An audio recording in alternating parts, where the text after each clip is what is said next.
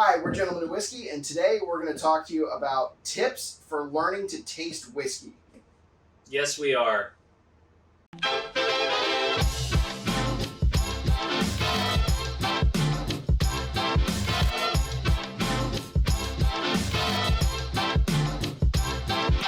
Alright, so we all started out at the same place. We started tasting whiskey, as a hobby, as a thing for enjoyment, not necessarily drinking to get drunk. That is not what tasting whiskey is. Right. Doing shots and, just crushing whiskey is not a whiskey tasting. That is getting smashed. Drinking whiskey is not tasting whiskey. Correct. So today we're going to give you 5 tips for how to taste whiskey. So step 1 or tip 1, don't be overwhelmed. So there is a huge amount of people, like everybody's watched, Fred Minnick or, the Bourbon Junkies podcast, whatever, at some point in their life, and they're like, wow, this guy's he's getting raspberries and a grove of honeysuckle and crazy notes, and they're like, I just smell burn. Yeah. I smell lighter fluid and I smell ethanol. Why does it smell like gasoline to me? Yeah, we all started at the same place. We all started somewhere where we didn't know exactly what we were smelling, and it was frankly overwhelming because we're hearing other people who are in different stages of their whiskey journey talking about that stuff. Whether it's the Bourbon Junkies, the podcast, or very much lower on the rung, us. Gentlemen of Whiskey. So don't be overwhelmed. And then step 2, set yourself up for success with the right tools. So that usually means let's say your glassware. Let's say, I know that they technically sell even nosing kits, or even just finding good bottles of whiskey. Sometimes it means decanting whiskey. Mm-hmm. Probably for us, the major tool that would be kind of covered over all different whiskeys is your glassware. Yep. We've covered that in a previous video where we kind of went through our recommendations about glassware, why we use what we use, as well as what the pros and cons of any type of glassware would be. We didn't cover everything. There are a lot of different types of whiskey glasses out there, but we covered 3 major ones. We've got them displayed up front here for you. The examples would be a Glencairn. This is a Norlan's glass, and then a traditional rocks glass. There are pros and cons to either. There are different price points for all of those. But what we're saying is, as far as finding success in whiskey tasting, means getting the right tools. Our recommendation is a Glencairn. For one, because it's not overly expensive for what you're actually getting for the tasting side of things, where you can vary in price, where something like this might cost $5 to $10. Something like this is probably going to cost you $20 to $30 a glass. These are cheap, but they don't necessarily give you the tasting side of things. Yes, you can drink whiskey out of one of these all day. We've done it. But it's not necessarily going to aid you in your whiskey tasting journey, pulling out individual notes, especially on the nose, but even in the palate, isolating your nose and your palate from each other, which is really what you want when you're talking about the whiskey tasting side of things, not drinking. Yeah, and I think it's really important to stay consistent. You don't always need to be drinking out of the same glass.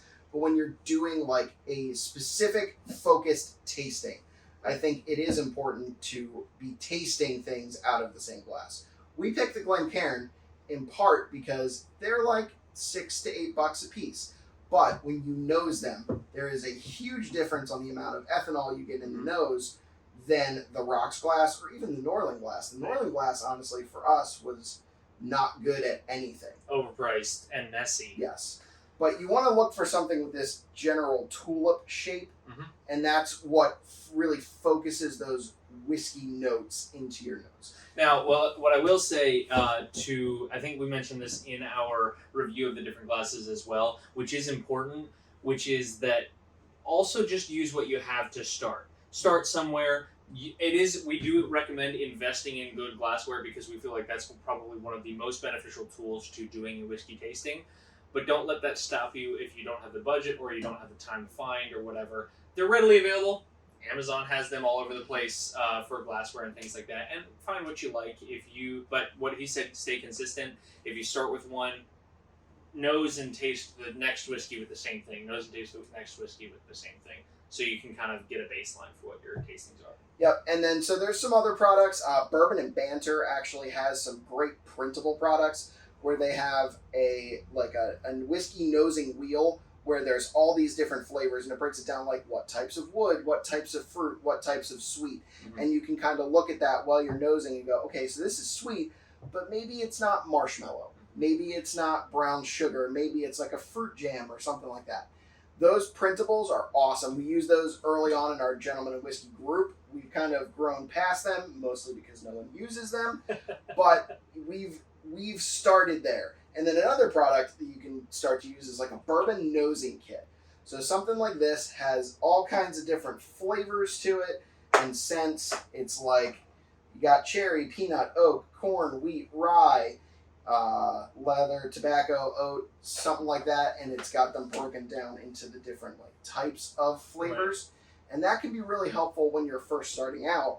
But don't be discouraged if the corn that you taste doesn't smell exactly like the corn in the box. These are meant to be like nudging you in the direction of the note. Little hints of the nose especially, but yeah, not much more than that. All right, so step 3, start small. If you want to start on a sweeter whiskey, if you want to start on something that's got some leather, some chocolate, look up reviews. Mm-hmm. Google bourbon with chocolate notes, and you'll find stuff like that, and then drink, experience it. Keep it small though when you're first starting out, so that you develop, this is what oak tastes like in bourbon, this is what chocolate tastes like, this is what leather tastes like. And odds are, it's not like you're going to drink it and be like, this is chocolate milk, because it's like you're drinking a glass of chocolate milk. Mm-hmm. You're going to get probably usually traditional whiskey flavor, and underneath that is where you're going to find a lot of those specific notes. And that's really what you're searching for when you're drinking or doing a whiskey tasting. Obviously, you're going to get whiskey out of all of these. That's what you're drinking. But you're going to get those subtleties out of every single different one. And some of them are more drastic than others. Yep. Step 4, take your time. Yep. When you are drinking, you're not looking to get drunk. You're not smashing. You're not taking shots. When you're doing it, you're nosing for a little bit of time, like 5 minutes, whatever. Then you're tasting for 5 minutes, and you're trying to differentiate between, your nose, your palate, your finish. When you swallow, what flavors linger, that is your finish. This is about appreciating the whiskey. This is not about getting turnt. This is not about necessarily the buzz that you get, although there are elements of that, especially if you're in a high proof or if you're doing a broad tasting. But it's not necessarily about that experience. This is about appreciating what these distillers have done to create a product that is flavorful, that is aromatic, that is an experience in the glass, and that's what you're trying to share in. They don't take as much time making Fireball, I guarantee. And then step 5, just keep at it. Yep. Like if you're only doing a tasting once a year, you're probably never going to break into the point where you can differentiate brown sugar from toasted marshmallows, or oak from sawdust, or any of those things. If you're continually doing it, you are going to develop your palate and get past some of those traditional whiskey notes. I will also say that every person is different. Mm-hmm. Every person's tasting is different. Yep. Everybody's nosing is different. You've seen John and I argue plenty of times, even just on this channel. Trust me, we do it more when we're not on camera. We do that kind of thing all the time.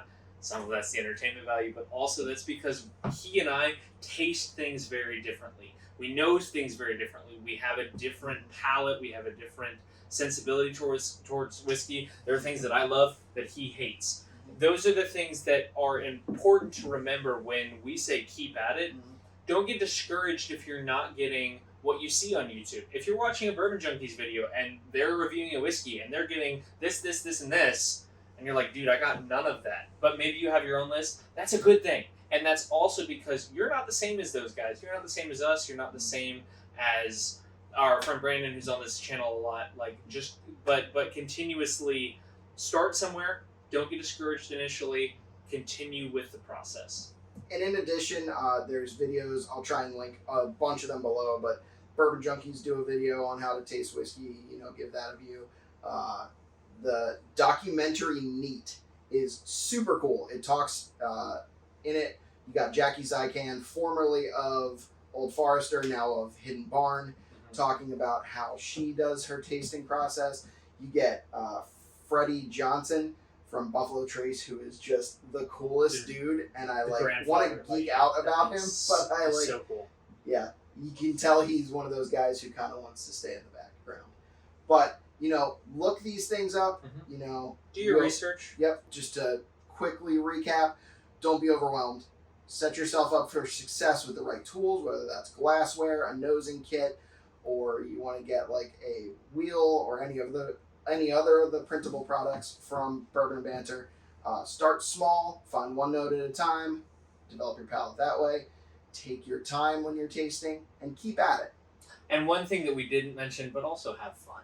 That's part of this as well. I mean, obviously, having fun is always going to come along with drinking whiskey, but enjoy the process.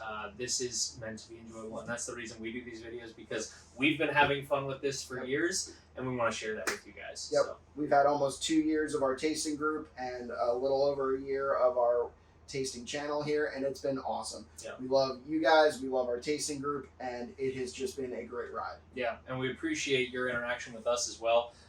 So on that note, like, comment, and subscribe. If you have any additional comments or tips for anybody, especially starting out, but even if you've been in this game for a long time and you have tips on how to get the most out of a tasting, drop a comment down below. Please do. Please like the video and encourage you and your friends to subscribe to the video if you are not already. I'm Nate. I'm John. This is Gentleman Whiskey. Cheers. Cheers.